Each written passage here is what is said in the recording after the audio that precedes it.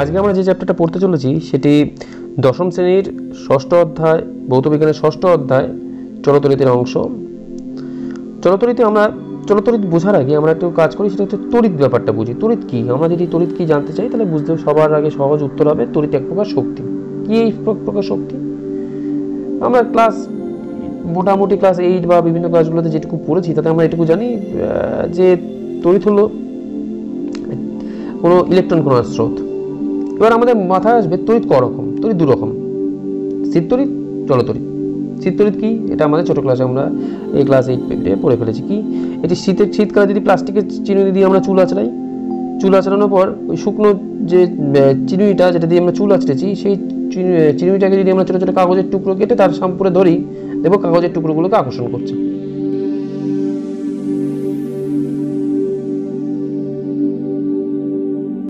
কেন আকর্ষণ করছে তা আমরা বুঝতে পারছি। এর ব্যাখ্যাটা যেটা আমরা পড়েছি যে পরমাণুর মধ্যে আসলে দু ধরনের আধানগ্রস্ত কণা আছে। এক ধরনের কণা ধনাত্মক আধানগ্রস্ত, যার নাম প্রোটন। আর এক ধরনের কণা ঋণাত্মক আধানগ্রস্ত, যার নাম ইলেকট্রন। ঘটনা হচ্ছে পরমাণু তা সত্ত্বেও নিস্তড়িত, কারণ পরমাণুতে ধনাত্মক আধানগ্রস্ত প্রোটন আর ঋণাত্মক আধানগ্রস্ত ইলেকট্রন সমান সংখ্যক আছে। এর ঘটনা হলো, যদি এই যে যখন আমরা চিরুনি দিয়ে চুল আঁচড়াচ্ছি তখন হচ্ছে এই চিরুনির প্লাস্টিক আর চুলের ঘর্ষণের ফলে যে যার ইলেকট্রনের প্রতি আকর্ষণ বেশি সে অন্য পদার্থের সর্বস্থ কক্ষ থেকে অন্য পদার্থ থেকে ইলেকট্রন নিজের দিকে টেনে নিয়ে নিচ্ছে বা নিজের থেকে টেনে নিয়ে নিচ্ছে। ফলে যে ইলেকট্রন হারালো তার মধ্যে ইলেকট্রন প্রোটনের এই সাম্যটা হারিয়ে গেল, মানে ইলেকট্রন প্রোটনের যে সমান, যার ফলে নিস্তড়িত এই ব্যাপারটা হারিয়ে গেল। ফলে সে ধনাত্মক আধানগ্রস্ত হয়ে পড়লো। আর যে ইলেকট্রন পেয়ে গেল, তার তো ইলেকট্রন বেশি হয়ে গেল, সে হয়ে গেল ঋণাত্মক আধানগ্রস্ত, অর্থাৎ পদার্থে আধানের সৃষ্টি ঘটল।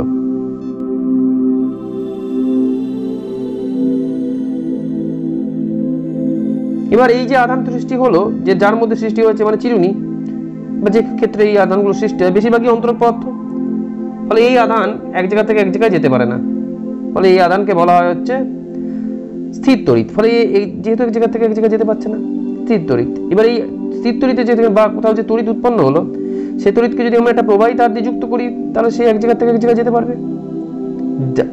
এই টাইপের তড়িৎ যা এক জায়গা থেকে এক জায়গায় যেতে পারে এবং অন্য জায়গায় গিয়ে তার কার্যক্ষমতা দেখাতে পারে, তাদের বলা হয় হচ্ছে প্রবাহী তড়িৎ। তড়িৎ সংক্রান্ত একটা সূত্র আছে যেটাকে বলা হচ্ছে কুলম্বের সূত্র। কি সেই সূত্র?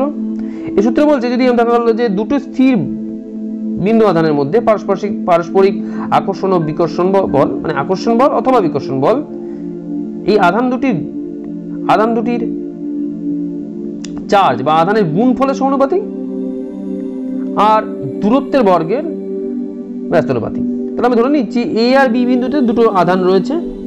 Q1 পরিমাণ আধান এ বিন্দুতে আছে, Q2 পরিমাণ আধান বি বিন্দুতে আছে। তাহলে এদের মধ্যে যদি F কার্যকরী সেই আকর্ষণ বা বিকর্ষণ বল হয়, সম তড়িৎ হলে বিকর্ষণ বল কাজ করবে, বিপরীত তড়িৎ হলে আকর্ষণ বল কাজ করবে। সেটা যদি F পরিমাণ সেটা হয়, F ভ্যারিজাস হবে হচ্ছে F সমানুপাতিক Q1 Q2, অথবা আরেকটা সূত্র হচ্ছে F সমানুপাতিক 1/r²। এই দুটো হচ্ছে কুলম্বের সূত্রের দুটি অংশ বলা যায়। এই দুটোকে একসাথে করলে হবে F ভ্যারিজাস Q1 Q2/r²। একটি ধ্রুবক আনলাম K, F = K Q1 Q2/r²। এবার K এর মানটা যেটাকে বলা হয় হচ্ছে মাধ্যমের তড়িৎ ভেদ্যতা। এটা সিজিএস পদ্ধতিতে শূন্যস্থানে তড়িৎ ভেদ্যতার মান হয় হচ্ছে 1, আর বায়ুতে এটা শূন্যস্থানে যেমন 1 হলো, বায়ুতে হয় হচ্ছে 1.000528 20 ডিগ্রি সেন্টিগ্রেড অবস্থায় অবশ্যই। এবার এখানে এই ভ্যালু K এর মান বসে গেল, K এর মান বসে গিয়ে দাঁড়ালো তাহলে F = Q1 Q2/r²। অবশ্যই এটা কিন্তু সিজিএস এককে, কিন্তু এসআই এককে তো মানটা হবে না। এসআই এককে কি হবে? এসআই এককে K এর মান হয় হচ্ছে 9 × 10⁹ একক। এবার শূন্যস্থান বা বায়ুমাধ্যম এই দুটোতে যদি সম আকৃতির এবং দুটো সমমানের আধান রাখি, বিন্দু আধানকে রাখলাম একক দূরত্বে, মানে এখানে সম আধান রেখেছি, সমমানের আধান রাখলাম, একই টাইপের আধান মানে একই প্লাস হলে প্লাস আধান, মাইনাস হলে মাইনাস আধান রাখলাম। কত দূরত্বে রেখেছি? 1 দূরত্বে যদি রাখি তাহলে দেখব, এবং দেখা যায় যদি তারা পরস্পরের প্রতি যদি এরকম 9 × 10⁹ নিউটন বিকর্ষণ বল প্রয়োগ করে, তবে এই আধানের পরিমাণ বা যেটাকে আমরা এসআই পদ্ধতিতে আধানের পরিমাণটা ধরেছি, এই আধানের মানটা হবে হচ্ছে 1 কুলম। 1 কুলম সমান হচ্ছে 3 × 10⁹ ESU। এবার কে এর মানটা কি, কে এর যে এককটা, কে এর একক এখানে প্রতিটা ভ্যালু বসিয়ে f ইন্টু r²/q1 q2, এই তো সূত্র ছিল। এখানে বসা f এর জায়গায় নিউটন, আর এর জায়গায় মিটার স্কয়ার, এখানে কুলমের জায়গায় সিসি বসিয়ে দিলাম, এই কিউ এর জায়গায় কুলম বসিয়ে দিলাম, তাহলে newton metre square coulomb to the power -2। এবার একটা খুব ইম্পর্টেন্ট জিনিস পড়বো, যেটার নাম হচ্ছে তড়িৎ বিভব ও তার আগে তড়িৎ বিভব ও বিভব প্রভেদ। তার আগে তড়িৎ এই বিভব পড়ার আগে আমরা তড়িৎ ক্ষেত্র ব্যাপারটা পড়িনি। কাকে বলে এই তড়িৎ ক্ষেত্র? তড়িৎ ক্ষেত্র বলে যে একটি আধানকে, ধরা গেল প্লাস কিউ আধান, কোনো একটা নির্দিষ্ট স্থানে রাখলে সেই আধানটি তার চারপাশে একটা ক্ষেত্র বা অঞ্চল তৈরি করে, যে অঞ্চলের মধ্যে অন্য কোনো আধানকে যদি নিয়ে আসি, যদি সেটা সম আধান হয় তাহলে বিকর্ষণ করবে, অপোজিট আধান হয় তাহলে আকর্ষণ করবে। এই যে অঞ্চলে এই আকর্ষণ বা বিকর্ষণটাকে আমরা ফিল করতে পারবো, সেটাকে আমরা বলবো হচ্ছে তড়িৎ ক্ষেত্র।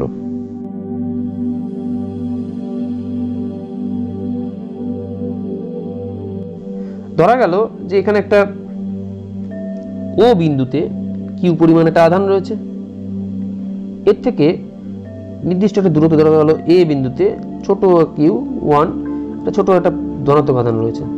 এ কি করবে, সম আধান বিকর্ষণ করবে, ফলে বিকর্ষণ দেখা গেল F1 পরিমাণ বিকর্ষণ বল অনুভব করছে, তারপরে এর গতিটা এদিকে থাকার কথা। নেক্সট আমরা বি বিন্দুতে, এই বি বিন্দুতে এটা একটা বস্তু আছে, সেই Q2 - Q2 চার্জের একটা বস্তু আছে, তাহলে সেই আকর্ষণ বল অনুভব করবে। দেখা গেল এই আকর্ষণ বলটা হচ্ছে F2 পরিমাণ, সেটা এই দিকে কাজ করবে।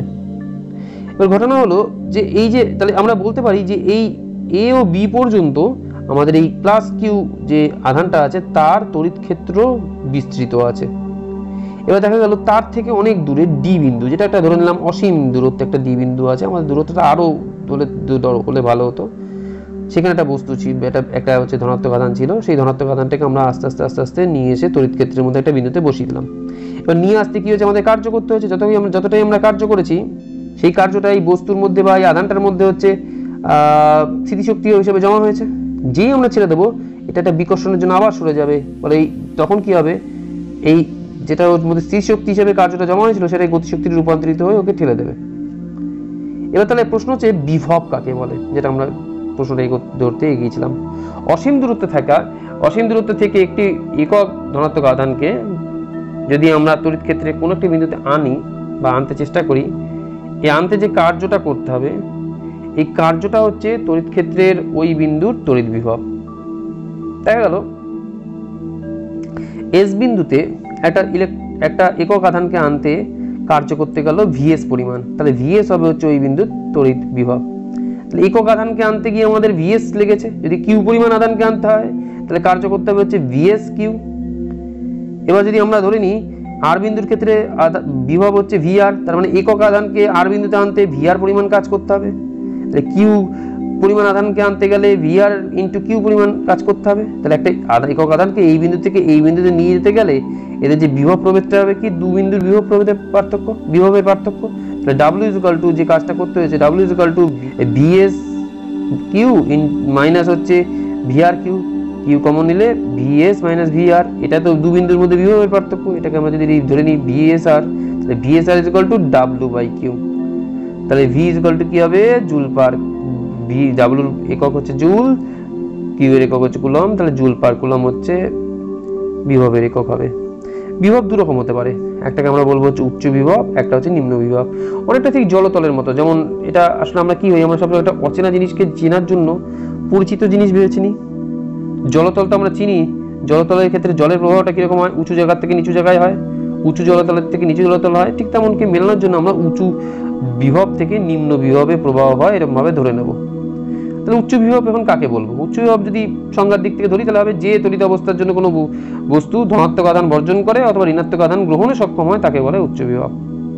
এবার আমাদের মতো করে যদি আমরা সহজে বুঝতে চাই, তাহলে আমরা ধরে নিই যে একটা বস্তু যেটার মধ্যে যেটা কোনো আহিত নয়, শূন্য আধানে রয়েছে, তার পাশে একটা বস্তু রেখেছি যেটা প্লাস আধানে রয়েছে, তাহলে ইলেকট্রনের প্রবাহটা কি হবে?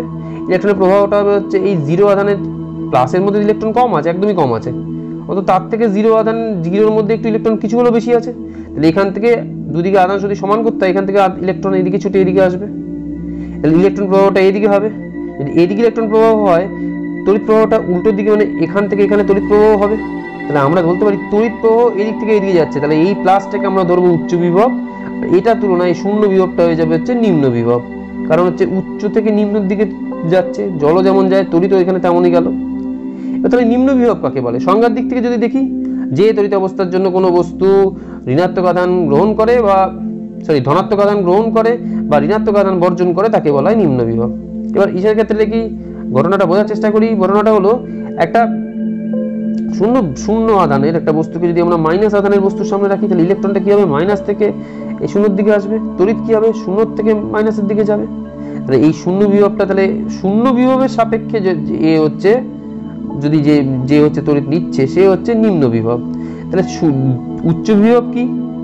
উচ্চ বিভব হলো, আমরা ধরে নিতে পারি উচ্চ বিভবটা হলো বা বিভব হলো তড়িৎগ্রস্ত বস্তুর এমন একটা ধর্ম, তাহলে সহজে আমরা ধরতে পারি বিভব হলো তড়িৎগ্রস্ত বস্তুর এমন একটা ধর্ম যা ঠিক করে যে শূন্য একটা নিস্তড়িৎ বস্তুর সামনে তাকে রাখলে সে নিস্তড়িৎ বস্তুকে তড়িৎ দেবে না নিস্তড়িৎ বস্তুর কাছ থেকে তড়িৎ নেবে। উচ্চ বিভব কি? উচ্চ বিভব হচ্ছে তড়িৎগ্রস্ত বস্তুর এমন একটা ধর্ম যা শূন্য বস্তুর শূন্য আধান বিশিষ্ট বা নিস্তড়িৎ বস্তুর কাছে রাখলে উচ্চ বিভবে থাকা বস্তুটি শূন্য আধানগ্রস্ত বস্তুকে তড়িৎ দেয়। আর নিম্ন বিভব কি?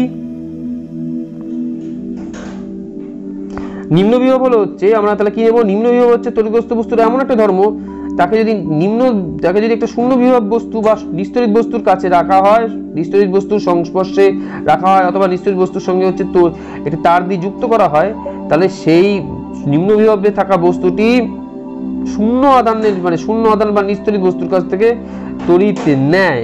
এটা তড়িৎ দিয়ে আমরা ব্যাখ্যা করলাম, ইলেকট্রন দিয়ে ব্যাখ্যাটা ঠিক উল্টো হবে। আসলে কেন এটা হয় দেখা যাক। আসলে ঘটনা হলো, ইলেকট্রন প্রবাহের যে দিকটা হয় সেটা হয় হচ্ছে মাইনাস থেকে প্লাসের দিকে, তড়িৎ প্রবাহের দিকটা কিন্তু তার উল্টো ধরে নেওয়া হয়, এটা কনভেনশন। ইলেকট্রন প্রবাহের দিক হবে মাইনাস থেকে প্লাসের দিকে, তড়িৎ প্রবাহের দিক হবে প্লাস থেকে মাইনাসের দিকে। এবার এই প্রবাহ, এই যে তড়িৎ প্রবাহটাকে আমরা তো ঠিকঠাক জল তড়িৎকে দেখতেই পাই না, কিন্তু দেখতে পাই আমরা জলকে। তাই জল প্রবাহের সঙ্গে আমরা অনেকটা একে মেলাতে পারি। কিরকম?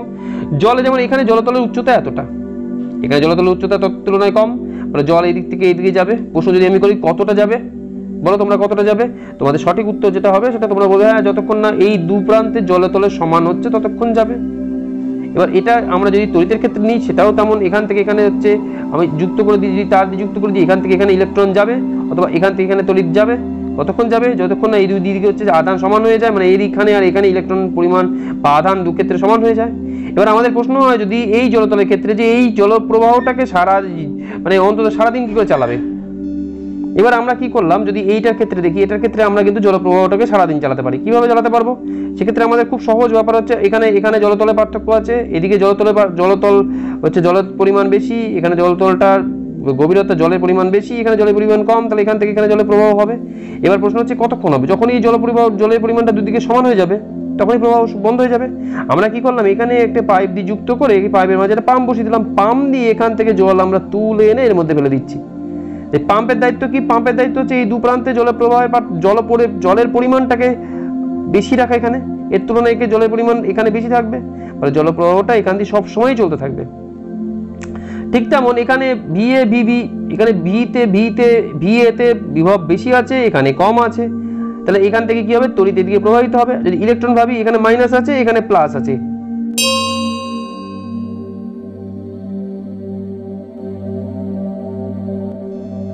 তাহলে এখানে আমরা যদি দেখি, তাহলে এখানে মাইনাস আছে, এখানে প্লাস আছে, তড়িৎ প্রবাহটা তাহলে এই দিক থেকে এইদিকে হবে, আর ইলেকট্রন প্রবাহটা এই দিক থেকে এইদিকে হবে, আর তড়িৎ প্রবাহটা হচ্ছে এই দিক থেকে এইদিকে হবে। কিন্তু কতক্ষণ হবে? যতক্ষণ এদিকে দুদিকে আধান সমান হয়ে যায়। তাহলে আধানটাকে সমান না করে, আধানটাকে যদি এই পার্থক্যটা রাখতে চাই, তাহলে আমাদের কি করতে হবে?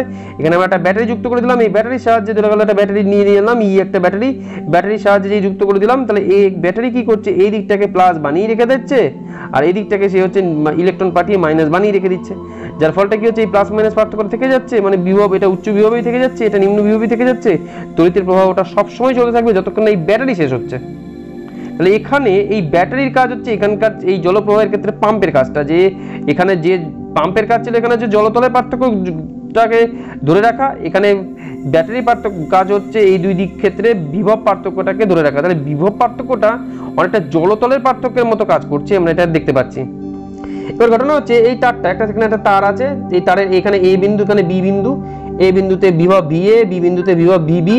তাহলে এখানে এর মধ্যে দিয়ে বিভব পার্থক্য যেহেতু আছে, এখানে একটা তড়িৎ প্রবাহিত হবে। আমরা দেখা গেল টি সময় ধরে এখানে দেখার চেষ্টা করছি, দেখলাম যে কিউ পরিমাণ আধান এখান দিয়ে প্রবাহিত হয়ে গেল। তাহলে টি সময় ধরে কিউ পরিমাণ আধান প্রবাহিত হয়েছে। তাহলে 1 সেকেন্ডে কতটা আধান প্রবাহিত হয়েছে? এই 1 সেকেন্ডে যে পরিমাণ আধান প্রবাহিত হয় সেটাকে বলা হচ্ছে প্রবাহ মাত্রা। তাহলে টি সময় গেছে কিউ পরিমাণ আধান, 1 সেকেন্ডে যাবে হচ্ছে কিউ বাই টি। এই কিউ বাই টি কে বলা হবে হচ্ছে প্রবাহ মাত্রা। একক সময়ে যে পরিমাণ তড়িৎ আধান প্রবাহিত হয় তাকে বলে প্রবাহ মাত্রা। তাহলে I is equal to Q by T. এই প্রবাহ মাত্রার একক হচ্ছে অ্যাম্পিয়ার, আর কিউ বা তড়িৎ আধানের একক হচ্ছে কুলম। তাহলে ampere is equal to coulomb by second. এবার প্রশ্ন হচ্ছে, কিছু প্রশ্ন ধরা থাকে, যেমন হচ্ছে তড়িৎ বিভবের, পৃথিবীর তড়িৎ বিভবের মান শূন্য ধরা হয় কেন? এর খুব সহজ জিনিস। যেমন আমরা দেখে নিই যে আমাদের এই যে সমুদ্রগুলো, সমুদ্রের মধ্যে প্রচুর জল আছে, যেখান থেকে 2-4 বালতি জল তুলে নিলাম, কি 2-4 বালতি জল ঢেলে দিয়ে আসলাম, সমুদ্রে কিন্তু জলতলের খুব একটা পরিবর্তন লক্ষ্য করতে পারি না। ঠিক তেমন পৃথিবীর মধ্যে পৃথিবী এত বড় যে এর মধ্যে প্রচুর সংখ্যক ইলেকট্রন রয়েছে এবং ধনাত্মক আধানও থাকতে পারে। ঘটনা হচ্ছে এর মধ্যে কিছু পরিমাণ ইলেকট্রন দিলাম বা কিছু ইলেকট্রন তুলে নিয়ে আসলাম, যার জন্য পৃথিবীর বিভবের খুব একটা পরিবর্তন হয় না। এই জন্য পৃথিবীর বিভবকে শূন্য ধরে নেওয়া হয় এবং সবসময় তা শূন্য থাকে। এবার তড়িৎচালক বলকে বল বলা যায় কি? যদিও তড়িৎচালক বল করছি, কিন্তু ঘটনাটা হচ্ছে তড়িৎচালক বলটা কিন্তু বল নয়। কারণ বলের মাত্রা যদি ধরি সেটা হচ্ছে ml (10⁻²), কারণ বল ইজ ইকুয়াল টু কৃতকার্য বাই সরণ। তাহলে বলের মাত্রা হচ্ছে ml (10⁻²). এবার ঘটনা যেটা হলো সেটা হলো হচ্ছে তড়িৎচালক বলের মাত্রা হচ্ছে ml² (10⁻³ I⁻⁻1), যেটা মাত্রা দুটোই আলাদা। আবার লক্ষ্য করলে দেখতে পাবো তড়িৎচালক বল হচ্ছে কোনোটা দুটো বিভবের পার্থক্য আছে এরকম বস্তুতে আমরা যদি আধান নিয়ে যেতে চেষ্টা করি, সেক্ষেত্রে যে পরিমাণ কার্য বা খরচা হয়েছে বা শক্তি খরচা হয়েছে বাই আধানের পরিমাণ, মানে একক আধানকে এক জায়গা থেকে এক জায়গায় নিতে গেলে যে পরিমাণ কার্যের লেগেছে বা শক্তির পরিবর্তন হয়েছে। তাহলে আমরা বলতে পারি যে তড়িৎচালক বল আদতে যেন একটা কার্য বা শক্তির সঙ্গে এর মান সমান হতে পারে, বা সব মিল থাকবে কার্য বা শক্তির সঙ্গে, কিন্তু কোনোভাবেই বলের সঙ্গে এর কোনো মিল থাকবে না। এবার আমরা দেখতে পাচ্ছি এখানে যে দুটো পাত্র আছে যারা নিজেদের মধ্যে ইন্টারলিঙ্কড আছে, এই পাত্রটা ধরো হলো চিত্র 1-এর এ আর বি পাত্র, এদের মধ্যে জলতলের পার্থক্য খুব কম। এখানে যা জলতল এইটুকু আছে, এখানে প্রায় সমান জলতল। জলতলের পার্থক্য কম মানে এখানে কিন্তু জলটা আমরা স্বাভাবিকই বুঝতে পারছি, জলতলের পার্থক্য কম মানে আস্তে আস্তে জল ফ্লো করবে, এদিক থেকে এদিকে জল যদিও ফ্লো করবে কিন্তু আস্তে আস্তে ফ্লো করবে। 2 নম্বর চিত্রে এখানে কিন্তু জলতল অনেক বেশি, এখানে অনেক কম, ফলে জলতল পার্থক্যটা এতটা বেশি দু ক্ষেত্রে যে এই এ থেকে বি এর মধ্যে জল যে প্রবাহটা হবে সেটা অনেক দ্রুত হবে বা অনেক জোরে হবে এই চিত্র 1-এর তুলনায়। তাহলে দু চিত্র থেকে কমপ্লিট আমরা শিওর যে চিত্র 2-এ জলপ্রবাহের হার বেশি। কেন প্রবাহের হার বেশি? কারণ জলতলের পার্থক্য বেশি। আমরা একটু আগে হিসাব করে দেখেছিলাম যে জলপ্রবাহের সঙ্গে তড়িৎ প্রবাহের সম্পর্ক প্রায় একটা সম্পর্ক রয়েছে। তাহলে তো জলপ্রবাহের হার যদি বেশি হয়, জলতলের পার্থক্য বেশির জন্য, তাহলে তড়িতের পরিমাণের যদি পার্থক্য হয় তাহলে তড়িতের প্রবাহ বেশি হবে।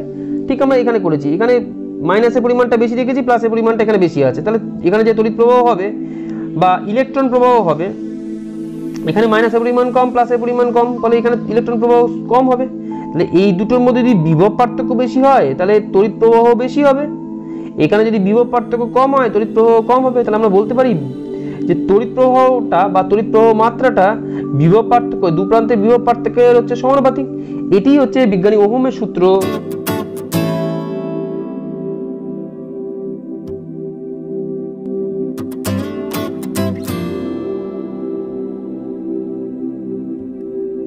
ওহমের সূত্র কি বলছে? উষ্ণতা ও অন্য ভৌত অবস্থা। কি ভৌত অবস্থা? যেমন যান্ত্রিক বিকৃতি, চৌম্বক ক্ষেত্র, চাপ, এগুলো যদি অপরিবর্তিত থাকে, এগুলো যদি সেরকমভাবে কোনো রকম বাধা দান না করে, তাহলে কোনো ধাতব পরিবাহীর মধ্য দিয়ে তড়িৎ প্রবাহ মাত্রা পরিবাহীর প্রান্তীয় যে বিভব প্রভেদ তার সমানুপাতিক। মানে আমরা যদি এটা ধরি এই চিত্রতে, এখানে এ বিন্দুতে বিভব এ ভিএ আর বি বিন্দুতে বিভব ভিবি, তাহলে এদের মধ্যে বিভব পার্থক্য ভিএ মাইনাস ভিবি, আর প্রবাহ মাত্রা হচ্ছে আই যদি হয় তাহলে ভিএ মাইনাস ভিবি সমানুপাতিক আই হবে। তাহলে VA minus VB is equal to I R. এটাকে আমরা এভাবে ধরতে পারি, অথবা যদি আমরা কেউ দেখি যে I vary just VA minus VB, তাহলে I is equal to K into VA minus VB, যেখানে কে একটি ধ্রুবক। তাহলে VA minus VB equal to কি হবে 1/k, এই 1/k কি আর ধরা হয়, তাহলে VA মাইনাস VB যেভাবে ধরি আমরা VA minus VB equal two IR হলো, অথবা যদি এটাকে যদি আমরা V ধরি তাহলে V ইকুয়াল টু IR, এটিকে ওহমের সূত্রের গাণিতিক রূপ বলা হবে।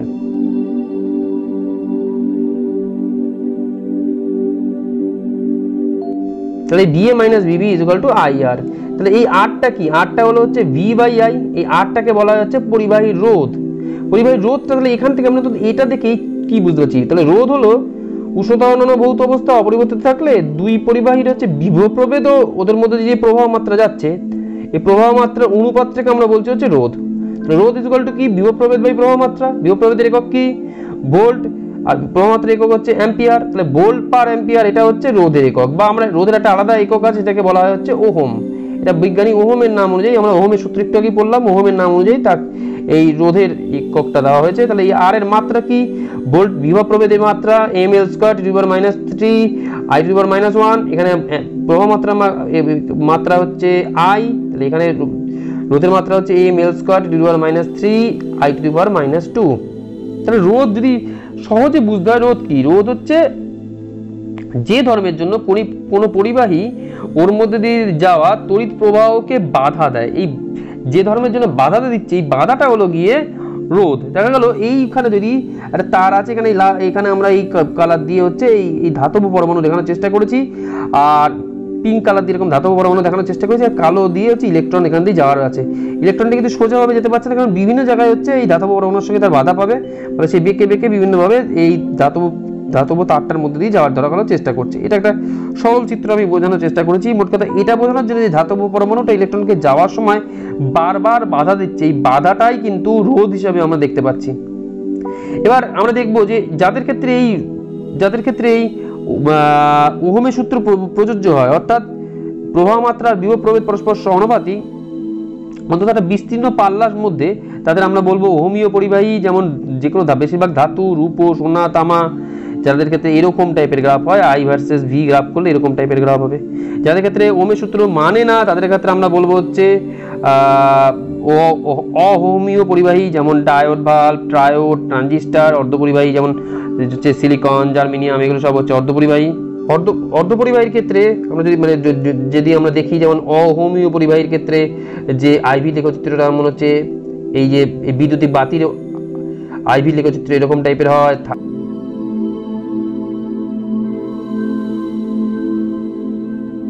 গ্যালিয়াম আর্সেনাইডের একটি গ্রাফ দেওয়া, এখানে একটি IV লেখচিত্র দেওয়া আছে। এখানে যেমন হচ্ছে বিভিন্ন অর্ধপরিবাহীর হচ্ছে IV লেখচিত্র এরকম হয়। এখানে এই IV লেখচিত্রগুলো আমরা মানে একটু মনে রাখতে পারি, আমাদের দিতে পারে পরীক্ষায়। EMF বা তড়িৎচালক বলের সঙ্গে কোষের আভ্যন্তরীণ রোধের যে সম্পর্ক, ধরে নিচ্ছি যে একটি তড়িৎ কোষের তড়িৎচালক বল হচ্ছে E, এই কোষটির সঙ্গে হচ্ছে একটি রোধ R কে যুক্ত করা আছে, আর এর দুটি প্রান্ত AB। এবার আমরা যেটা দেখছি, ধরে নিচ্ছি যে এর মধ্যে দিয়ে একটা I মানের একটা প্রবাহ মাত্রা, একটা প্রবাহ I মানের প্রবাহ চলছে, এর মধ্যে দিয়ে একটা চলছে I মানের প্রবাহ। এবার প্রবাহের দিকটা কি নেবো, প্রবাহ দিকটা এখানে যেহেতু প্লাস মাইনাস নিয়েছি, তাহলে এদিক থেকে এদিকে যাবে, অর্থাৎ যদি এর ভিতরে যদি একটা রোধ রাখি, রোধের A থেকে B বিন্দুতে হচ্ছে তড়িৎ প্রবাহ যাবে, কারণ আমরা জানি প্লাস থেকে মাইনাসের দিকে হচ্ছে কারেন্ট যাওয়ার সম্ভাবনা থাকে। তাহলে এর মধ্যে এই তারটা যদি মানে এই কোষটার প্রবাহ যদি রোধ যদি আমি ধরে নিচ্ছে R ধরি, এই কোষটার রোধ যদি R ধরি, আর বাইরে সার্কিটের যদি রোধ যদি বড় R ধরি, তাহলে এই কোষের যে মোট রোধটা হবে হচ্ছে R প্লাস R। এই কোষের ছোট আরটাকে বলা হচ্ছে আভ্যন্তরীণ রোধ, মানে যেখানে কোষের মধ্যে তো একটা রোধ থাকে। মানে আমরা সাধারণত রোধটা কি ধরি, রোধটা আমরা ধরে নিচ্ছি বাইরের সার্কিটের রোধ ধরি, কিন্তু কোষ নিজে তো একটা সার্কিট, তার মধ্যে যদি কারেন্ট যাওয়ার সময় একটা বাধা পাবে, এটাকেই বলা হচ্ছে আভ্যন্তরীণ রোধ, কোষের আভ্যন্তরীণ রোধ। তাহলে কোষের আভ্যন্তরীণ রোধটাকে আমাদের অ্যাড করা উচিত মোট রোধের জন্য। তাহলে মোট রোধ ইকুয়াল টু হবে R প্লাস R, কারণ এখানে এই বাইরের রোধের সঙ্গে এই আভ্যন্তরীণ রোধটা হচ্ছে শ্রেণী সমবায় যুক্ত হচ্ছে। আমরা সমবায়টা একটু পরে পড়ছি। তাহলে প্রবাহ মাত্রা ইকুয়াল টু কি, প্রবাহ মাত্রা ইকুয়াল টু হচ্ছে বিভব প্রভেদ বাই রোধ, B ইকুয়াল টু সেই I আর একটু আগে বললাম। প্রবাহ মাত্রা, বর্তনী প্রবাহ মাত্রা I ইকুয়াল টু হচ্ছে E, হচ্ছে এখানে হচ্ছে যদি আমরা EMF নিই, তাহলে E বাই হচ্ছে মোট রোধ হচ্ছে R প্লাস R, বড় R প্লাস ছোট R। এবার ঘটনা হচ্ছে এই গুণ করে দিলাম, তাহলে E ইকুয়াল টু RI, বড় R I আর হচ্ছে ছোট RI। তাহলে RI ইকুয়াল টু হচ্ছে E মাইনাস ছোট R I। লক্ষ্য করে দেখলে হবে দু প্রান্তের বিভব প্রভেদ যেটা হবে সেটাই হচ্ছে RI, বড় IR বা আরআই। তাহলে ভি ইজ ইকুয়াল টু হবে হচ্ছে তড়িৎচালক বল মাইনাস এই আরআইটা, এই মাইনাস আরআইটা যেটা মানে ছোট আর আই, এইটা হলো হচ্ছে নষ্ট ভোল্ট। এটাকে বলা হচ্ছে আভ্যন্তরীণ বিভব পতন বা নষ্ট ভোল্ট। এই পরিমাণ বিভবটা নষ্ট হচ্ছে কোষের মধ্যে একটা ছোট্ট পরিমাণ হচ্ছে রোধ আছে বলে, কোষের মধ্যে এই ছোট্ট পরিমাণ রোধ আর এর উপস্থিতির জন্য, কোষের মধ্যে এই ছোট্ট পরিমাণ রোধ আর এর উপস্থিতির জন্য এর মধ্যে একটা বিভব নষ্ট হচ্ছে, যেটা আমরা কোনোভাবেই বাইরে থেকে এটাকে আমরা পেতে পারি না। এই পরিমাণ রোধকে আমরা কখনোই পেতে পারবো না, এটাকেই আমরা বলছি হচ্ছে নষ্ট ভোল্ট। এরপর আমরা পড়বো হচ্ছে রোধাঙ্ক। কাকে বলে রোধাঙ্ক? রোধাঙ্ক হচ্ছে আমরা কি বলবো, রোধাঙ্ক হচ্ছে কোনো পরিবাহী রোধ সাধারণত নির্ভর করে কিসের উপর? দৈর্ঘ্যের উপর নির্ভর করে।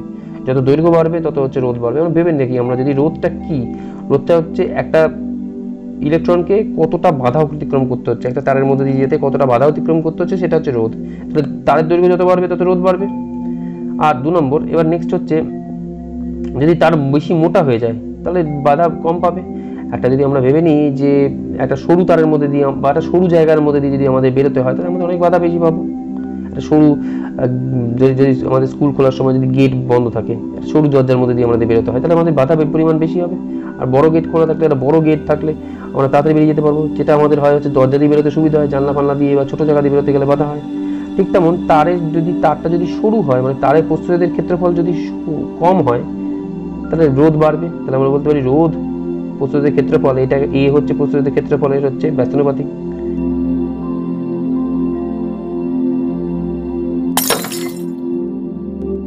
এই দুটোকে আমরা একসাথে করি, আর ভ্যারিজাস এল বাই এ একসাথে করে দিয়ে এরপর হচ্ছে সমানুপাতিক নিয়ে আসলাম। এই আর ইজ ইকুয়াল টু এই যে উল্টো এই যে পি এর মতো যেটা দেখছি এটাকে আমরা বলেছি rho, R is equal to rho L by A. রোটাকে বলা হয় হচ্ছে রোধাঙ্ক। কি রোধাঙ্ক? যদি এল 1 হয়, এ 1 হয়, তাহলে দেখো এল 1 এ 1 দুটি 1 বসে গেল, আটটাই রো। কাকে বলে? একক দৈর্ঘ্য একক প্রস্থচ্ছেদের ক্ষেত্রফল বিশিষ্ট কোনো পরিবাহীর দুই বিপরীত পৃষ্ঠের মধ্যবর্তী অংশের রোধকে বলা হয় রোধাঙ্ক। এবার ঘটনা হচ্ছে কিরকম একক দৈর্ঘ্য একক প্রস্থচ্ছেদের ক্ষেত্রফল কিরকম টাইপের হবে? যদি একটা ঘনক নিই এরকম, তাহলে একক দৈর্ঘ্যে যদি একটা ঘনক নিই, তার দুটো বিপরীত তলের মধ্যবর্তী অংশের রোধটাকেই বলা হবে হচ্ছে রোধাঙ্ক। এবার পরীক্ষায় প্রশ্ন দিতে পারে রোধ আর রোধাঙ্ক এদের মধ্যে কার বা কোন ধর্মটা হচ্ছে পরিবাহীর নিজের ধর্ম। দেখো পরিবাহীর ক্ষেত্রে যদি পরিবাহীর পরিমাণ, একটা ধোধা সোনারই পরিবাহী নিলাম, একটা তামারই পরিবাহী নিলাম, তামারটার বড় তারের ক্ষেত্রে একরকম রোধ হবে, সরু তারের ক্ষেত্রে একরকম রোধ হবে, মোটা তারের ক্ষেত্রে একরকম রোধ হবে, আর ছোট তারের ক্ষেত্রে একরকম রোধ হবে। অথচ রোধাঙ্ক কিন্তু সবসময় সেম, কারণ রোধাঙ্ক হচ্ছে একক, রোধাঙ্ক হচ্ছে একক আয়তনের রোধকে আমরা বলছি রোধাঙ্ক।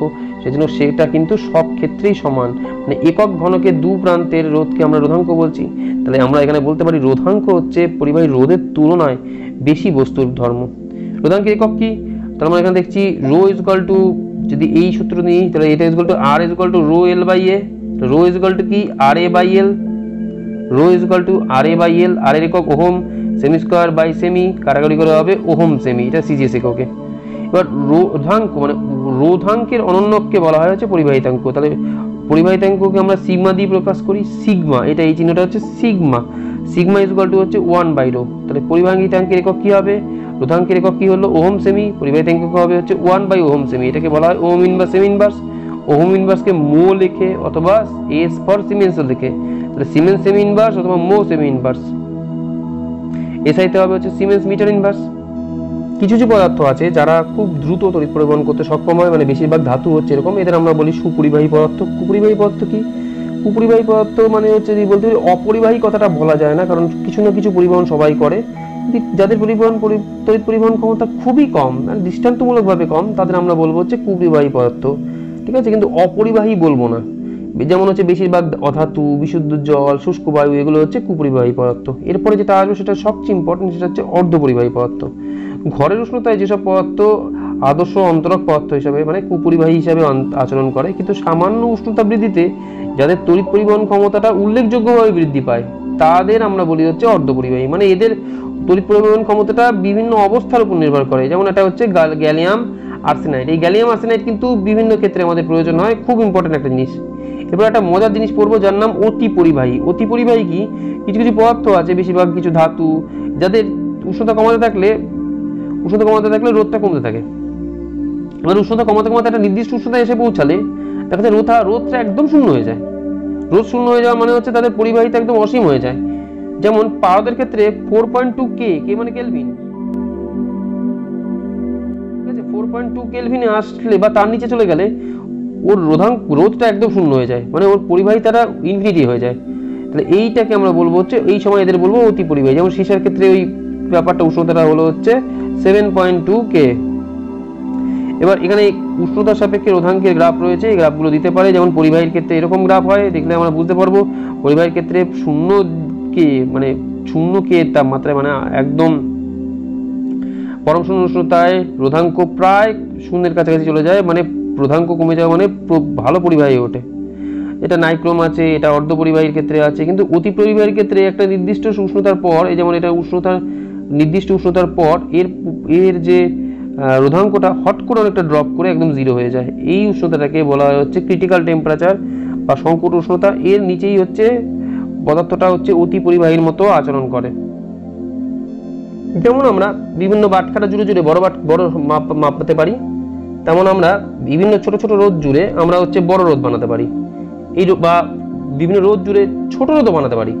এই একাধিক রোধকে জোড়ার এই পদ্ধতিটাকে বলা হয় রোধের সমবায়। রোধকে যদি আমরা এরকম করি যে একটা রোধকে এরকম একটা রোধের সঙ্গে একটা রোধকে এইভাবে পরপর যুক্ত করি, অর্থাৎ তড়িৎ বর্তনীতে একাধিক রোধকে এমনভাবে যুক্ত করলাম যে প্রতিটি রোধের মধ্যে দিয়ে একই তড়িৎ প্রবাহ মাত্রা আই পরিমাণ তড়িৎ প্রবাহ মাত্রাই প্রবাহিত হলো। তাহলে এদেরকে আমরা বলবো হচ্ছে রোধের শ্রেণী সমবায়। আমরা দেখলে বুঝতে পারবো এখানে এই R1 R2 R3 কে শ্রেণী সমবায় যুক্ত আছে। এদের মধ্যে কিন্তু আই পরিমাণ তড়িৎই প্রবাহিত হয়েছে, কিন্তু মাথায় রাখতে হবে R1 এর বিভব দুপ্রান্তের বিভব আলাদা যা হবে, R2 দুপ্রান্তের বিভব কিন্তু আলাদা হবে, R3 দুপ্রান্তের বিভব আলাদা। বিভব এদের ক্ষেত্রে প্রত্যেক ক্ষেত্রে দুপ্রান্তের বিভব আলাদা, কিন্তু প্রবাহিত হওয়া কারেন্টটা এর মধ্যে কিন্তু সেম পরিমাণ যাচ্ছে।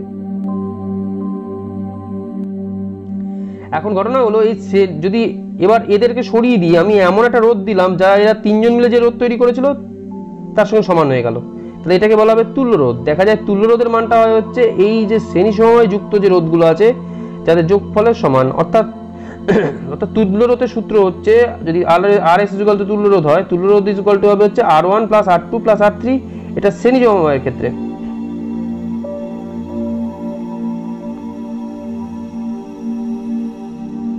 এবার যদি আমরা আসি সমান্তরাল সমবায়। সমান্তরাল সমবায় কি? যখন তড়িৎ বর্তনীতে একাধিক রোধকে এমনভাবে যুক্ত করা হয়েছে যেদের সবার উচ্চ বিভব বিন্দুগুলি একসঙ্গে যুক্ত করা আছে এবং নিম্ন বিভব বিন্দুগুলি একই সাথে যুক্ত করা আছে, এই টাইপের ঘটনাটাকে বলা হয় হচ্ছে, এই টাইপের সিস্টেমটাকে বলা হয় হচ্ছে সমান্তরাল সমবায়। এই টাইপের সমবায়টাকে বলা হয় সমান্তরাল সমবায়। এই চিত্রে কিন্তু এই যে R1 R2 R3 এদের হচ্ছে সমান্তরাল সমবায় যুক্ত করা আছে। এদের মধ্যে দিয়ে এদের বিভব দু প্রান্তে একই, কিন্তু মাথায় রাখতে হবে এদের মধ্যে দিয়ে কিন্তু কারেন্ট আলাদা যাচ্ছে। মানে এখান দিয়ে যদি আই পরিমাণ কারেন্ট যায়, এখানে আইটা ভেঙে গেছে I1 I2 I3 তে, এবং এদের প্রত্যেকের রোধ ধরা গেল R1 R2 R3। এবার এদের ক্ষেত্রে ওই একই হবে। এদেরকে যদি সরিয়ে একটা নির্দিষ্ট রোধ জুড়ি, যেটাকে যদি আমরা তুল্য রোধ বলি, তাহলে যদি তুল্য রোধ জুড়ি, তাহলে তুল্য রোধটা কি হবে? তুল্য রোধ হচ্ছে যদি তুল্য রোধ RS হয় তাহলে 1/RS হবে 1/R1 + 1/R2 + 1/R3। প্রশ্ন দিতে পারে যে দেখাও যে শ্রেণী সমবায় যুক্ত তুল্য রোধের মান সংযুক্ত রোধ দুটির মধ্যে যেটা বড় অর্থাৎ বৃহত্তর বা বৃহত্তম তার থেকে বড়। দেখা গেল এই যে এখানে দুটো রোধ জুড়ে হয়েছে R1 আর R2, এদের মধ্যে R1টা বড় R2-র তুলনায়। তাহলে এদের যে মোট রোধ কি হবে? RS যদি মোট রোধ হয়, তুল্য রোধটা যদি RS হয়, RS R1 + R2। তাহলে দেখলে হবে যদি এই RSটা হচ্ছে এদের দুজনের যোগফলের সমান, তাহলে RS নিজে R1 এর থেকে বড় R2 এর থেকে বড়, তাহলে আমি বলতে পারি RS > R1। এটা এখানে বলতে চেয়েছে যে বৃহত্তম রোধ মানে R1 এর থেকেও এটা বড়, তাহলে প্রমাণিত হলো। মানে আমরা এখান থেকে শিখলাম কি, যে যদি আমরা শ্রেণী সমবায় রোধগুলো যুক্ত করি তাহলে সেক্ষেত্রে আমরা কি পাবো? সেক্ষেত্রে আমরা পাবো হচ্ছে যে রোধগুলো যুক্ত করে আমরা শ্রেণী সমবায় বানিয়েছি, যাদের মধ্যে সবচেয়ে বড় যেটা তুল্য রোধটা হবে তার থেকেও বড়। মানে শ্রেণী সমবায় তখনই ব্যবহার করা হয় যখন আমাদের চাই হচ্ছে যে কটা রোধ যুক্ত করেছি তার থেকেও বড় রোধ চাই। মানে বড় রোধ চাইলে আমাদের হচ্ছে শ্রেণী সমবায় ব্যবহার করতে হবে।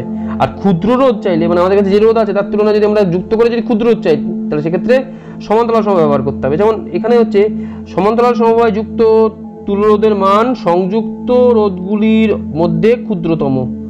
সমান্তরাল সমবায় যুক্ত তুল্যরোধের মান সংযুক্ত রোধগুলির মধ্যে ক্ষুদ্রতম রোধ অপেক্ষা ক্ষুদ্রতর, যেটা আগের ক্ষেত্রে আমরা কি দেখেছিলাম, যেটা আগের ক্ষেত্রে আমরা দেখেছিলাম হচ্ছে দেখাও যে শ্রেণী সমবায় যুক্ত তুল্যরোধের মান সংযুক্ত রোধ দুটির মধ্যে বৃহত্তম রোধ অপেক্ষা বৃহত্তর। এবার আমরা কি করব, এবার আমরা পড়বো হচ্ছে ক্ষুদ্রতম রোধ অপেক্ষা ক্ষুদ্রতর। দেখা গেল R1 প্লাস R2 এরা দুজনকে আমরা হচ্ছে সমান্তরাল সমবায় যুক্ত করেছি। এদের সব দুটোরই উচ্চ বিভব বিন্দুগুলো মানে মাথাটা দুটো মাথাই একদিকে, লেজা দুটো একদিকে এর মধ্যে যুক্ত করেছি।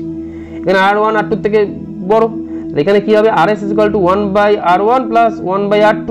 এটাকে লসাগু করলে হবে R1 R2, উপরে হবে R2 প্লাস R1। এবার এটাকে উল্টে দাও, এটাকেও তাহলে উল্টে দিলে হবে RS, মানে অনন্য নিলে এখানে উল্টে দিলে হবে R1/R2/R1 প্লাস R2। এবার এই R2 দিয়ে ভাগ, এবার এইখানে কি করলাম, এই R1 দিয়ে উপরে নিচে ভাগ করে দিলাম, উপরে ভাগ করে দিলে শুধু R2 পুরো রইল, আর এখানে নিচে হচ্ছে R1 দিয়ে ভাগ হয়ে গেল। এটা R1/R1 = হবে 1, আর এখানে R2/R1 মানে এই।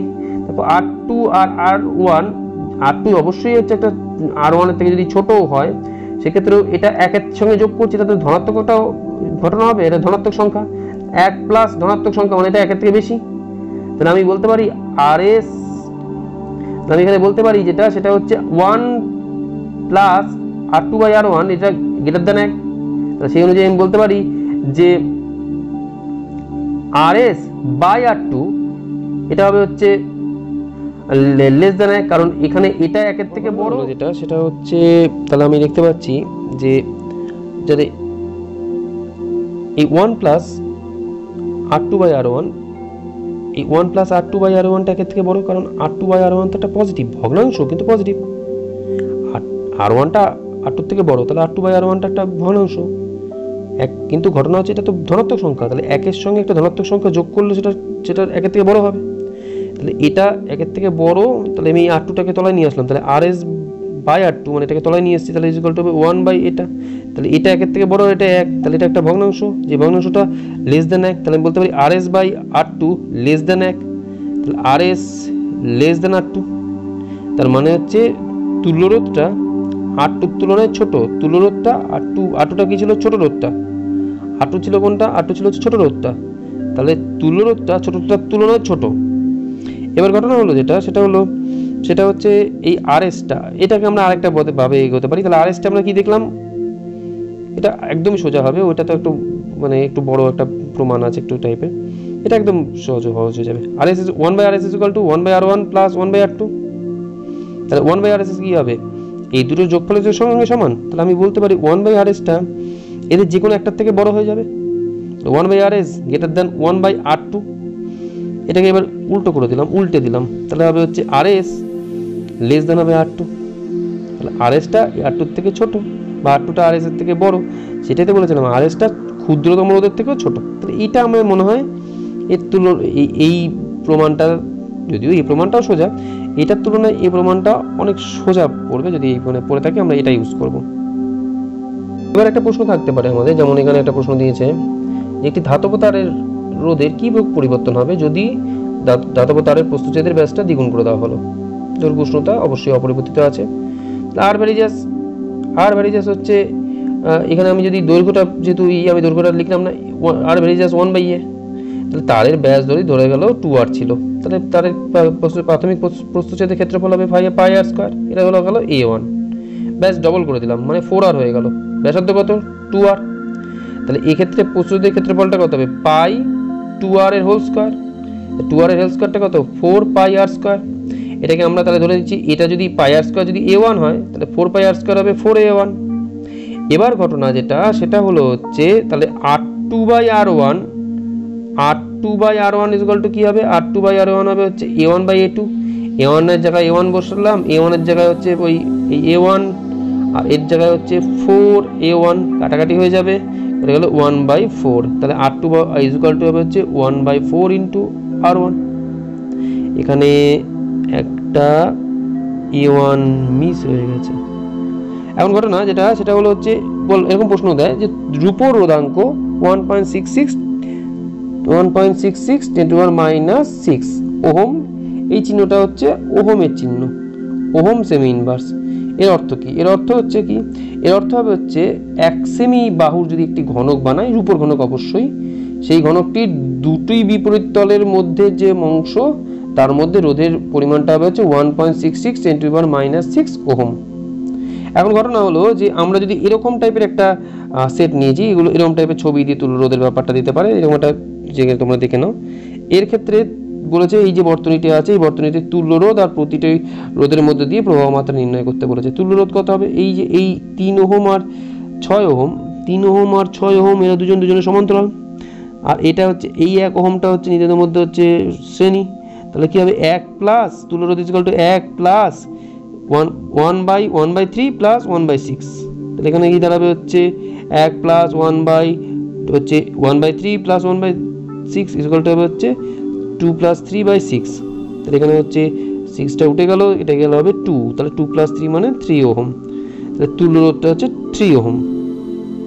এবার এই 1 ওহমের মধ্যে দিয়ে এই রোধটার মধ্যে দিয়ে 1 ওহমের রোধটার মধ্যে দিয়ে কতটা কারেন্ট যাবে? কারেন্ট যাচ্ছে হচ্ছে আমরা যদি ধরি সেটা এটা কারেন্ট যাবে হচ্ছে এখান থেকে বিভব প্রভেদ কত? বিভব প্রভেদ হচ্ছে ভি ইকুয়াল টু 3। তাহলে ভি এর জায়গায় 3 বসিয়ে আর রোধটা কত? মোট এই মোট কারেন্টের মধ্যে দিয়ে যেটা মানে এই মোট পরিবাহী রোধ হচ্ছে 3। তাহলে 3/3 মানে 1 হচ্ছে কারেন্ট যাচ্ছে এইটার মধ্যে দিয়ে। এবার এই 1 কারেন্টটা এর মধ্যে দুটো জায়গায় ভেঙে যাচ্ছে, ভেঙে কততে যাচ্ছে? আমরা জানি হচ্ছে এই সূত্র, যেহেতু এটা সমান্তরাল সমবায়, দু প্রান্তের বিভব প্রভেদ সেম, আমি ধরে নিলাম ভি হচ্ছে বিভব প্রভেদ। তাহলে প্রথম ক্ষেত্রে রোধ হবে, প্রথম ক্ষেত্রে সূত্র হচ্ছে V equal to IR, I হচ্ছে I1, R1 হচ্ছে 3। তাহলে B equal to I1 R1, B equal to I2 R2। I1 এর মান হচ্ছে I1, R1 এর মান 3, I2 R2 এর জায়গায় হচ্ছে 6 বসিয়ে দিলাম। তাহলে I1 ইকুয়াল টু হচ্ছে, আমি এটা কাটাকাটি করলে হবে 2I2। এবার আমরা জানি কি I ইকুয়াল টু, এই যে আইটা ভেঙে গিয়ে তো I1 আর I2 তে ভেঙেছে। তাহলে I equal to I1 plus I2, I1 এর জায়গায় বসাই 2I2। তাহলে 2I2 plus I2 equal to 1, I2 equal to 1/3 অ্যাম্পিয়ারে। আর I1 ইকুয়াল টু কি হবে? 8 ডবল, অর্থাৎ হচ্ছে 2 × 1/3, তার মানে 2/3 বা A ফর হচ্ছে অ্যাম্পিয়ার। রোধের এই বুদ্ধির উপর সবচেয়ে যেটা বেশি তৈরি হয় সেটা একটা যন্ত্র আছে যার নাম হচ্ছে, আমরা জানি যার নাম হচ্ছে রেগুলেটর। ফ্যানের রেগুলেটরকে ঘুরিয়ে আমরা হচ্ছে জানি ফ্যানের স্পিড বাড়াতে কমাতে পারি। 0তে দিলে ফ্যান বন্ধ হয়ে যায়, 1-এ দিলে আস্তে আস্তে ঘুরতে থাকে, এরকম করতে করতে আমরা 4 এরকমই ঘুরতে পারি। ম্যাক্সিমাম একটা স্পিড থাকে, 4-এ গিয়ে হয়তো ম্যাক্সিমাম স্পিডে ঘুরে। অ্যাকচুয়ালি কী হয়, আমরা মনে হয় 0তে যখন থাকে তখন বর্তনী একদম কাটা অবস্থায় থাকে, যেখানে আমি কারেন্ট পাই না, ফলে ফ্যান ঘোরে না। আর এবার আমি যখনই 1-এ যাই, 1-এ হচ্ছে সবচেয়ে বড় দৈর্ঘ্যের বর্তনী থাকে, যার ফলে সেক্ষেত্রে হচ্ছে যেটা ঘটে সেটা চিত্র অনুযায়ী, সেটা যেহেতু সবচেয়ে বড় দৈর্ঘ্যের বর্তনী মানে রোধ বেশি, কম কারেন্ট যাচ্ছে, ফলে ফ্যান আস্তে ঘুরবে। আর যত আমরা হচ্ছে 2, 3, 4-এ যাবো, দৈর্ঘ্য কমতে থাকবে। ঘাট বাড়ানো মানে হচ্ছে দৈর্ঘ্য হচ্ছে তারের দৈর্ঘ্য কমতে থাকবে। কমতে থাকার সঙ্গে সঙ্গে হচ্ছে, যেহেতু তারের দৈর্ঘ্য কমার সঙ্গে সঙ্গে হচ্ছে রোধ কমতে থাকে, সাথে করে কারেন্টের প্রবাহটা বাড়তে থাকে ফ্যানের মধ্যে দিয়ে, ফলে ফ্যান বেশি জোরে ঘোরে। এবার এই কোনোটা প্রান্তে, কোনো একটা জায়গায়, কোনো অংশে কতটা কারেন্ট যাচ্ছে, কারেন্টের এই প্রবাহ মাত্রা মাপার যন্ত্রের নাম হচ্ছে অ্যামিটার। অ্যামিটার কি? অ্যামিটার অ্যাকচুয়ালি হচ্ছে, অ্যামিটার হচ্ছে একটা গ্যালভানোমিটারের সঙ্গে যদি একটা ছোট্ট নিম্ন রোধকে আমরা হচ্ছে শ্রেণী সময়ে যুক্ত করি, এই সেট আপটাকে, এই পুরো মিশ্রণটাকে, এই সেট আপটাকে আমরা বলি হচ্ছে অ্যামিটার। অ্যামিটারটা কী করে হয়? মূল বর্তনীর হচ্ছে শ্রেণী সমবায় যুক্ত করা হয়। এখানে সব শ্রেণী সমবায় কেন? কারণ শ্রেণী সমবায় যুক্ত হওয়া প্রতিটা অংশের মধ্যে দিয়ে সেম পরিমাণ কারেন্ট যাবে। যেহেতু অ্যামিটার হচ্ছে প্রবাহ মাত্রা মাপে, সেহেতু যেন সেম পরিমাণ কারেন্ট বা প্রবাহ মাত্রা যেন যায়, এই জন্য হচ্ছে অ্যামিটারকে শ্রেণী সমবায় যুক্ত করা হয়।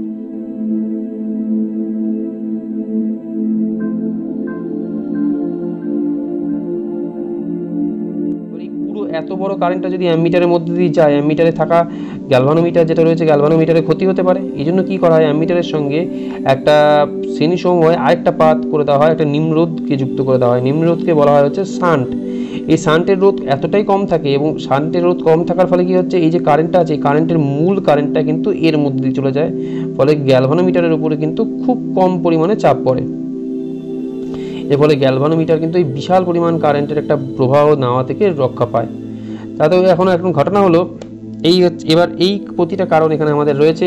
এবার এখানে এই কারণে আমরা বুঝতে হবে, আবার একবার করে বলে দিচ্ছি, অ্যামিটারকে হচ্ছে শ্রেণী সমবায়ে যুক্ত করা হচ্ছে মূল বর্তনীর সঙ্গে। কারণ হচ্ছে অ্যামিটার হচ্ছে প্রবাহ মাত্রাটাকে মাপছে, যাতে পুরো প্রবাহ মাত্রাটা হচ্ছে অ্যামিটারের মধ্যে দিয়ে যায়, সেজন্য শ্রেণী সমবায়ে যুক্ত করা হয়। এবার এবার হচ্ছে অ্যামিটার কি থাকছে, অ্যামিটারের সঙ্গে ভিতরে থাকে একটা গ্যালভানোমিটার এবং একটা নিম্ন রোধ। সেই নিম্ন রোধটাকে শ্রেণী সমবায় না রেখে সমান্তরাল সমবায় রাখা হয়। কেন? তার কারণ অ্যামিটারের মধ্যে যে কারেন্টটা যাচ্ছে, কারেন্টটা যদি এই গ্যালভানোমিটারের মধ্যে দিয়ে চলে যায়, তাহলে গ্যালভানোমিটারের হচ্ছে ক্ষতি হতে পারে। এই জন্য গ্যালভানোমিটারের সঙ্গে একটা হচ্ছে সমান্তরাল সমবায় একটা নিম্ন রোধকে দেওয়া হচ্ছে, যাতে মূল কারেন্টের বেশিরভাগ অংশটাই হচ্ছে এই এর মধ্যে দিয়ে চলে যায়, এই নিম্ন রোধের মধ্যে দিয়ে চলে যায়। এই হলো হচ্ছে অ্যামিটারের ব্যবস্থা। অ্যামিটার আমরা জানি যে অ্যামিটার হচ্ছে কোনো বর্তনীর হচ্ছে প্রবাহমাত্রা অ্যাম্পিয়ার এককে মাপে।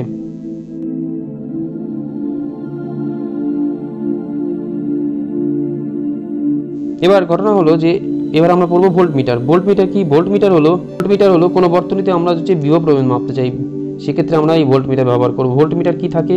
ভোল্টমিটারে হচ্ছে একটি গ্যালভানোমিটারের সঙ্গে একটি উচ্চ রোধ, খুব উচ্চ রোধকে শ্রেণী সমবায় যুক্ত করা থাকে। আমরা জানি যদি আমরা দুটো রোধকে যদি আমরা হচ্ছে শ্রেণী সমবায় যুক্ত করি, তাহলে এদের তুল্য রোধটা কিন্তু দুটো রোধের মধ্যে যেটা উচ্চ রোধ তার থেকেও বড় রোধ হয়। এবার প্রশ্নটা হচ্ছে কেন এরকম ঘটনা হলো। এবার আমরা ঠিক আগেরটা অ্যামিটারে কিন্তু এই জিনিসটাই করেছিলাম, নিম্ন রোধকে হচ্ছে গ্যালভানোমিটারের সঙ্গে যুক্ত করা হয়েছিল শ্রেণী সমান্তরাল সমবায়। কেন সমান্তরাল সমবায় যুক্ত করা হয়েছিল? যাতে এদের তুল্যরোধটা সমান্তরাল সমবায় যুক্ত করলে তুল্যরোধের মানটা যেন হচ্ছে এই নিম্ন রোধের থেকেও নিম্ন হয়। ঠিক এখানেও ঠিক এই ভোল্টমিটারের ক্ষেত্রেও কিন্তু তাই করা হয়েছে। এই কারণেই হচ্ছে যেন তুল্যরোধটা উচ্চ রোধের থেকে উচ্চ হয়, এই জন্য শ্রেণী সমবায় যুক্ত করা হয়েছে। এই পুরো সেট আপটাকে বলা হয় হচ্ছে ভোল্টমিটার। এটাকে কি করা হয়? মূল বর্তনীর সঙ্গে, মূল বর্তনী যেখানে আর এ বি বিন্দু মূল বর্তনীর, তার সঙ্গে হচ্ছে সেই কারেন্টটা যেহেতু যাচ্ছে, কারেন্টটা এখান থেকে এসে যখন যুক্ত হয়ে বেরোতে যাবে, দু প্রান্তে কিন্তু বিভব পার্থক্যটা সেম থাকবে। এই এবির মধ্যে যা বিভব পার্থক্য থাকবে, এই ভোল্টমিটারও তাই বিভব পার্থক্য থাকবে, এবং ভোল্টমিটার হচ্ছে ঠিকভাবে এই এবি বিন্দুর মধ্যে বিভব পার্থক্যটা মেপে দেবে।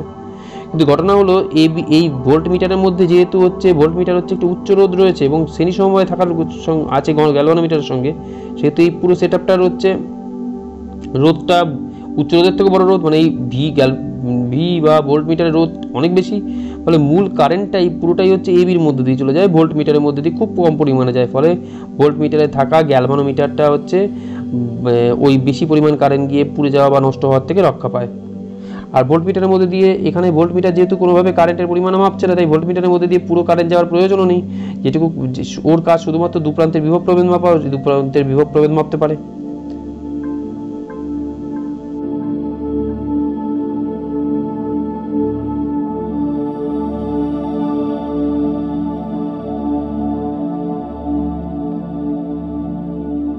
এই ভোল্টমিটার বিভব প্রভেদের কিন্তু আমাদের বেশিরভাগ ক্ষেত্রেই কিন্তু পার্থক্য লিখতে দেয়, বা এরকম চিত্র এঁকে কিন্তু ঘটনাটাকে ব্যাখ্যা করতে দিতে পারে। আমরা সেক্ষেত্রেও নিশ্চয়ই পারবো।